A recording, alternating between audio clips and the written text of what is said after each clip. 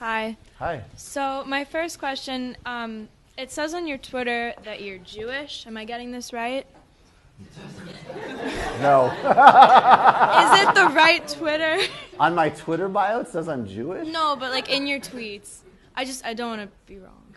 I have Jewish background. I'm just trying to think of... Okay, so as someone with a Jewish background, Yes. how do you feel about Bernie's plan for Israel, especially as someone concerned with foreign policy? I love it. It's absolutely necessary. My Jewish values teach me to oppose apartheid. Okay. Could you elaborate, please? I mean, there really isn't that much to elaborate on. I mean, has anybody ever been not only to Israel but also to the? Have you been to? I've been to the West Bank. Have you been to the West Bank? Have you been to Gaza? Yep. You went to Gaza. I went to the border. Oh, okay, but not to Gaza. You can't be in Gaza. Well, I know people who've gone to Gaza. You could definitely go to Gaza. So for me, my politics are built on a base of, economic justice and actually really like anti-racism, as in some ways as distinct from some of this sort of woke stuff in a way. But when I was already, look, I grew up, I was pretty connected to left politics, so I always knew growing up about the travesty that was the human rights situation there. And I knew that people I admired, like Nelson Mandela said, South Africa is going to not be properly free until the Palestinians are free. In 2006, I believe, I read a piece by a guy named Tony Judt in the New York Review of Books, who was a really important Jewish scholar. And he just said, the argument was that, literally this is childish. Like, the idea that you have an ethno-state or a religious state, if you're committed to any type of broad-based social, economic equity and civil society, it doesn't work. No matter how justified, right? Of course there's justification because of Jewish history for Israel. There's justification for Kurdistan because of Kurdish reality.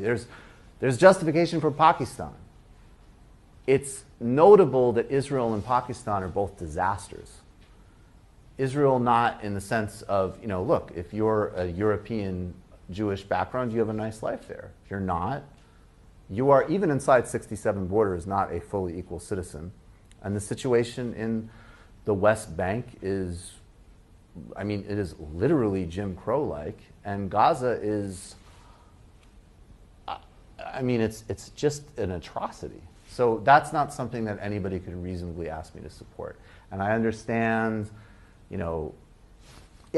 there's some actions from some Palestinian groups that, we can condemn.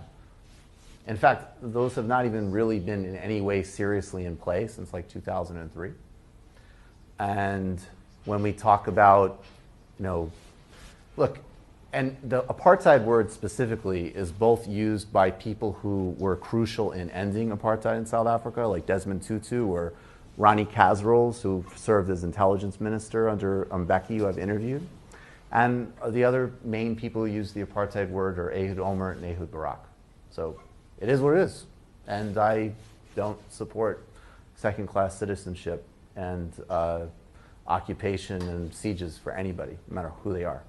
Are you not concerned about the binary between either condemning Israel entirely, being also a stance that a lot of very strong and notorious anti-Semitic people agree with, versus seeing this as more of a complex issue where it is wrong what's going on, and that there's also a way to do this, that Israel still exists and is supported? So it's not a complex issue. That's the big thing. It's super simple. There's one group that has enormous power. It's the most powerful country in the Middle East. It's backed by the United States. It acts on another population of people with total impunity and is never held accountable for anything. So there's no symmetry in the relationship, period. And just as a thought experiment, IDW people, if we know that if somehow a population of Jewish refugees ended up in West Bank and Gaza, and an Arabic government in Jerusalem and Tel Aviv had an open-air prison in Jewish Gaza, which they bombed with white phosphorus. They killed civilians indiscriminately, and they had no provisions for medicine. They had an embargo that blocked food, that electricity wasn't running, that there was an over 48% unemployment rate. Life expectancy and malnutrition statistics were horrifying. One of the major policymakers in this hypothetical Arabic Palestinian state said, we need to put those Jews on a diet. In the West Bank, there was another Jewish area where there was a little bit more autonomy, but there was regular Arabic settlements where they pulled up the Jewish farmers' foods. They terrorized them with rocks. The security forces broke children's bones, and they couldn't drive their own roads. We'd all have no problem understanding what that was. So there's nothing complex about it. The second part of your question, it's a pure asymmetry relationship. And the question is rights or not. So that's it. It's not complicated. The second part of your question, at this point, there's always going to be crackpots who are anti-Semitic who condemn Israel. That's not what drives the movement, particularly in the United States. If you work around most people who are concerned with this issue, it's actually populated with a lot of Jewish people.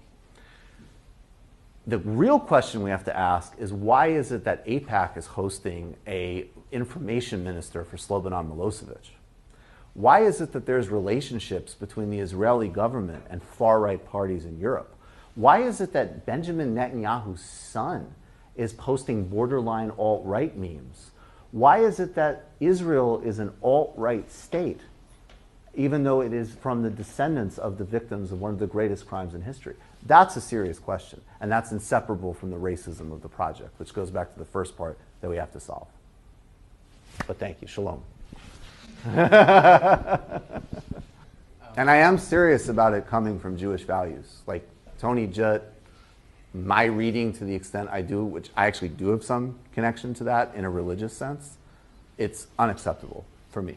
But yeah, no, I know. We'll but it's not complicated.